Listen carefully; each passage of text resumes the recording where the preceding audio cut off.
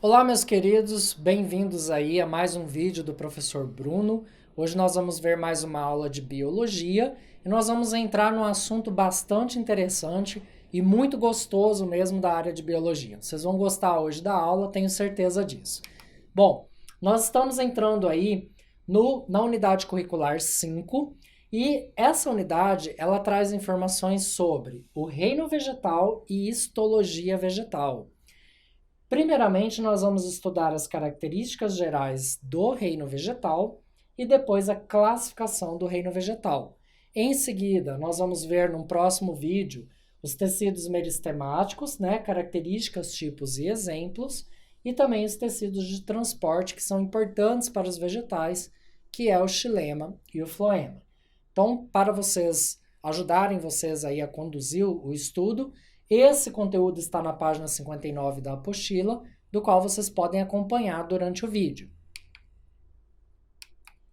Bem, o que é o reino vegetal? Nós sabemos que hoje nós temos a divisão de todos os seres vivos em 5 reinos, né? Reino vegetal, animal, reino das bactérias, protista dos protozoários e aí por diante. Então, dentre os reinos que nós temos hoje que separam os seres vivos, nós temos aí o reino vegetal. O reino vegetal, ou conhecido também como reino plantae, ele é um reino caracterizado por organismos autótrofos. Não esqueçam disso, autótrofos. O que é autótrofo, professor? Produzem seu próprio alimento. Ou seja, eles são organismos autótrofos e também clorofilados ou clorofilados. A gente já vai entender o que é isso. O organismo autótrofo que produz seu próprio alimento do reino vegetal são as plantas e também algumas algas marinhas. Por meio da luz solar, realizam o processo da fotossíntese e por esse motivo são chamados de seres fotossintetizantes. Então, autótrofos são seres que produzem seu próprio alimento por meio da fotossíntese. Aí vocês me perguntam, professor, mas as plantas não precisam lá de nutrientes do solo, da água? Sim, elas precisam dos nutrientes para crescer, mas a sobrevivência delas, basicamente, né, a energia de onde elas tiram para poder crescer, buscar nutrientes no solo, água, né, emitir raízes, elas precisam dessa energia que é fornecida pela luz do sol, né, onde elas conseguem, então, fazer a fotossíntese e gerar energia. Basicamente, essa energia tem a formação de glicose, da qual é resultante da fotossíntese e dá energia para essas plantas poderem emitir flores, frutos, caule e raízes. Bem, as plantas, elas são aí a base da cadeia alimentar. Então, como mostra aqui na figura, todos os seres vivos da cadeia alimentar inicia-se então como nós temos aí as plantas ou os vegetais como a base dessa cadeia.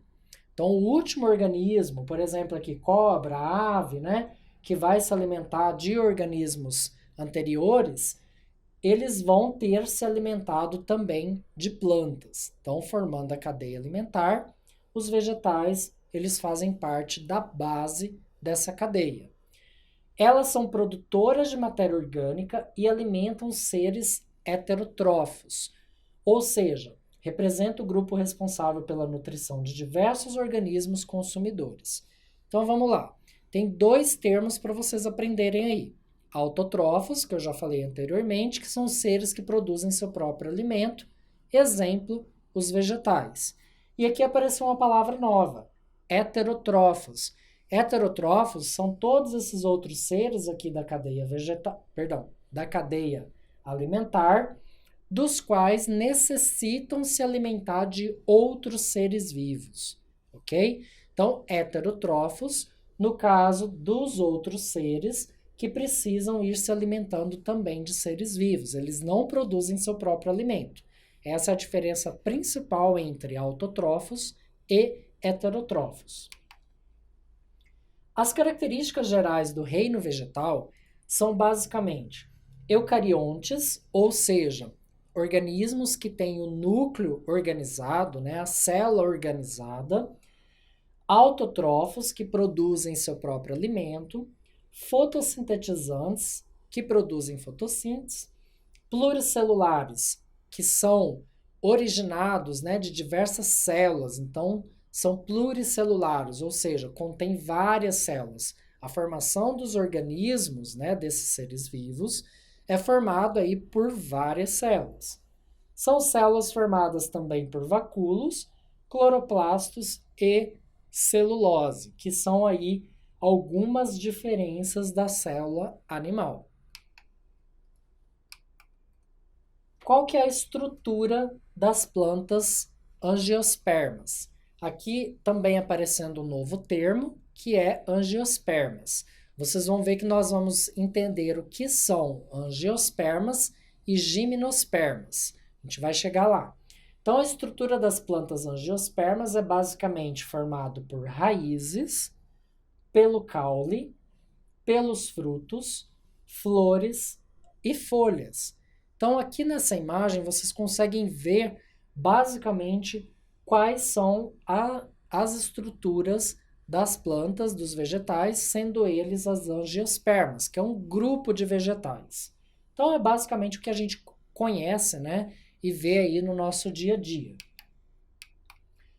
A classificação do reino vegetal é basicamente por pteridófitas, gimnospermas e angiospermas.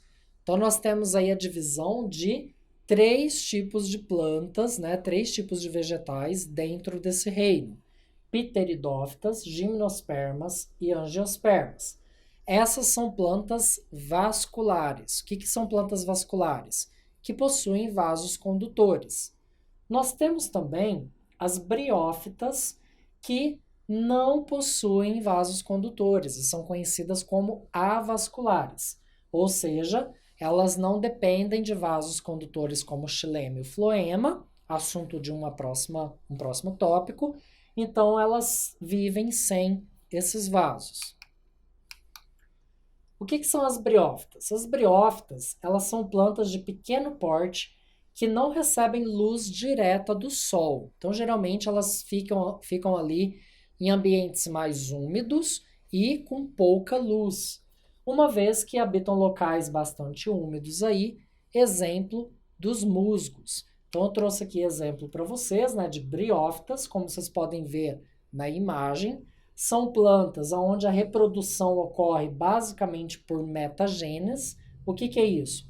Uma fase sexuada, produtora de gametas, e outra assexuada, produtoras de esporos. Então vejam bem, as briófitas, exemplo, os musgos, né? Aquilo que dá na calçada quando está chovendo muito, embaixo das árvores. Então isso são plantas conhecidas como briófitas. E elas se reproduzem de 2 formas, sexuada e assexuada. O transporte de nutrientes, quando vocês podem me perguntar, né? Nós temos aí plantas sem vasos condutores. Os vasos condutores conduzem seiva bruta e elaborada, que são os nutrientes. Mas como que ocorre nessas plantas aqui que são avasculares? O transporte vai ocorrer por meio de difusão celular. Então, o que é a difusão? O nutriente ele entra em contato com a célula vegetal e aí ele consegue adentrar, né, realmente penetrar na célula sem que tenha nenhum tipo de vaso condutor para conduzir esse nutriente até as células que possuem aí as briófitas. Outro grupo bastante interessante do reino vegetal são as pteridófitas. O que são pteridófitas? São plantas que, na sua maioria, são terrestres e habitam locais com grande umidade. Alguns exemplos desse grupo são as samambaias, avencas e xaxins. Então, sempre você tem, né, ou algum conhecido que tem uma samambaia em casa. Então, a samambaia, ela é conhecida como pteridófitas. Então, toda vez que vocês verem uma samambaia agora, ou um xaxim, ou uma venca, vocês vão lembrar do vídeo da aula do professor Bruno e vai lembrar, olha, a samambaia é do grupo das pteridófitas. Não esqueçam disso. As pteridófitas, elas apresentam vasos condutores de seiva, raízes, caules e folhas, da mesma maneira que as briófitas. A reprodução desses vegetais ocorre mediante uma fase sexuada e assexuada.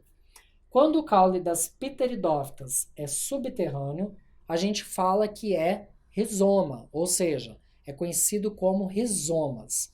Os rizomas nada mais é que aquelas batatinhas, né? Aquelas raízes grossinhas que também são acumuladores ali de substâncias de reserva para a planta, e esses rizomas dão origem a novas plantas. Já as epífitas, que é um outro grupo de plantas, elas apoiam em outras plantas, todavia sem causar danos, como as samambaias. As samambaias, conhecidas como epífitas, elas geralmente estão grudadas, né, agregadas a outras plantas sem causar dano nenhum para essas plantas que estão suportando elas. Continuando então, aqui eu trouxe para vocês justamente a diferença entre gimnospermas e angiospermas. Nós vamos entender a diferença desses dois grandes grupos de vegetais do reino vegetal. Então vamos lá. Gimnospermas é o grupo composto aí por uma grande variedade de árvores e arbustos de diversos portes. São plantas vasculares. O que são plantas vasculares mesmo? Plantas que possuem vasos condutores de seiva. Então, nós temos a presença desses vasos e também são plantas que possuem aí raízes, caule, folhas e sementes. Pessoal, eu vou chamar a atenção de vocês para a palavra sementes. Entendam isso agora, porque depois vocês vão conseguir entender melhor por que eu estou chamando a atenção de vocês em relação às sementes das plantas gimnospermas. Bem, alguns exemplos de gimnospermas são sequoias, pinheiros, araucárias, dentre outras plantas que são conhecidas aqui na nossa região, né, no Brasil, e também a reprodução dessas gimnospermas é de forma sexuada. Bem, eu falei de reprodução, mas só para deixar bem claro para vocês. Quando nós falamos de reprodução sexuada, isso quer dizer que tem que ter o encontro dos dois órgãos reprodutores, masculino e feminino, das plantas, certo? Quem que é o órgão reprodutor masculino dos vegetais? Nós temos aí a formação de grãos de pólen. Então, os gametas masculinos são os grãos de pólen. E os órgãos reprodutores femininos dos vegetais são os óvulos também. Então, os óvulos são produzidos aí a partir do ovário da planta, que está onde? Nas flores, e os grãos de pólen, que também são produzidos pelas flores, acabam se soltando, atingindo esse óvulo em outra flor, e aí onde ocorre toda a fecundação. Então, isso é uma reprodução sexuada, ou seja, depende da união de gametas masculinos e gametas femininos. A assexuada não precisa do encontro dos dois gametas. Então, a fecundação ela ocorre nos órgãos femininos pelo pólen, que é produzido pelos órgãos masculinos, transportado com o auxílio da natureza através do vento, chuva, insetos e também os pássaros. Bem, então nós vimos em relação às gimnospermas. E as angiospermas? Angiospermas são plantas também vasculares que possuem os vasos condutores xilema e floema para a condução da seiva. Eles habitam diferentes ambientes e representam um grupo muito variado, composto de vegetais de pequeno e grande porte. As angiospermas são caracterizadas aí, né, o maior grupo do reino vegetal. Então, é um grande grupo, sendo considerado o maior grupo do reino vegetal, com aproximadamente 200 mil espécies de plantas que são consideradas angiospermas. Sua reprodução é sexuada e a fecundação ocorre com a presença do grão de pólen, que é o gameta masculino dos vegetais. Prestem atenção nessas imagens que eu coloquei aqui para vocês.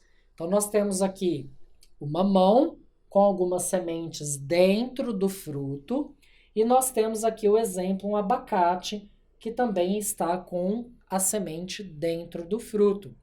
Lembra no slide anterior que eu falei para vocês prestarem atenção na palavra sementes? Então, vão raciocinando o que tem a ver a semente com angiospermas e gimnospermas. No próximo slide, eu trouxe para vocês para representar essa diferença entre vegetais conhecidos como angiospermas e os vegetais, os grupos das gimnospermas. Professor, qual que é a diferença de um e do outro? É muito simples. Nas angiospermas, as sementes são guardadas no interior do fruto. Ou seja, durante a formação do fruto, após a fecundação da flor, que vai gerar o fruto, a semente ela fica sendo gerada dentro do fruto. Então fica coberto aí por esse pericarpo, né? Por toda essa proteção, essa massa que é o fruto, a sementinha fica ali dentro. Assim como exemplo, o mamão e o abacate. Já que nas gimnospermas, as sementes elas são conhecidas como sementes nuas. Por que nuas? Elas não estão envolvidas pelo ovário, né? Ou seja, por essa proteção aqui que guarda os frutos ali dentro, ok? Então, eu trouxe o exemplo aqui também das castanhas, aonde o fruto dela basicamente é a própria castanha, ou seja, a própria semente. Então, a semente está exposta, nua. Então, não esqueçam disso. Gimnospermas, sementes nuas, o fruto está ali, né? As sementes que formam estão expostas e angiospermas, as sementes estão dentro dos frutos. Não esqueçam disso. Outras plantas aí do reino vegetal são as plantas carnívoras. Mas, professor, essas plantas existem mesmo? Realmente elas comem carne? Olha só, pessoal. Justamente, as plantas carnívoras, elas são plantas que têm um mecanismo em suas folhas, onde ela consegue fechar quando tem a presença de algum outro ser vivo ali dentro. Pode ser um inseto, um pássaro, um rato, qualquer coisa, dependendo do tamanho dessa estrutura da planta carnívora. Então, deixei aqui para vocês, né, um exemplo de uma mosca que, infelizmente, foi aí capturada por uma planta carnívora. Mas as plantas carnívoras não têm raiz, do que elas se alimentam? Somente de insetos e outros seres vivos que caem aqui dentro? Não. As plantas carnívoras são plantas normais, porém, elas conseguem sobreviver em ambientes com poucos fertilizantes, né, com poucos nutrientes, porque ela consegue capturar esses seres vivos, digerir eles dentro dessa estrutura e aí ela pega os nutrientes que estão aqui presentes nesses seres vivos. Então são plantas comuns de ambientes onde não tem muita chuva, ambientes onde nós temos um solo pobre em nutrientes, então elas acabam compensando a parte nutricional utilizando aí os insetos ou seres vivos que caem dentro delas. Outro exemplo de plantas são as plantas parasitas, né? O que são essas plantas parasitas? Eu trouxe um exemplo aqui da erva passarinho, que são ervas bastante comuns em árvores, né? Então a gente vê várias árvores aí com algumas plantas que estão juntas ali, né? Seja no galho, no tronco. Essas plantas são plantas parasitas. E essas plantas podem até causar danos para a planta que ela está ali, né? Em cima, ou seja, que está grudadinha nela. Então, as plantas parasitas, elas se apropriam de uma parte de outra planta para poder se desenvolver, crescer e também gerar todo o seu ciclo de vida em cima dessa outra planta. Bem, então essa parte do reino vegetal, o que nós não podemos esquecer, que o reino vegetal é conhecido como reino plantae, e é caracterizado por organismos autótrofos, não esqueçam disso, autótrofos. O que é autótrofo? São seres vivos que produzem seu próprio alimento.